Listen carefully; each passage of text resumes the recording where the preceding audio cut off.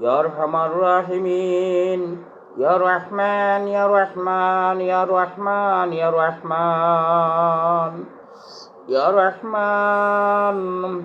আল্লাহ, অন্ধকার গুরুস্থান থাকতে কিভাবে থাকবো? আল্লাহ, আমি গুনাহগার আর নাফরমান। আল্লাহ, তুমি জীবনের গুনাহ তুমি মাফ করে দেও। আল্লাহ, তুমি জীবনের গুনাহ তুমি মাফ করে দাও। আল্লাহ, অন্ধকার গুরুস্থান, আয় আল্লাহ, সাপ বিচ্ছুর গরম, আল্লাহ মাটির নিচে থাকতে হবে।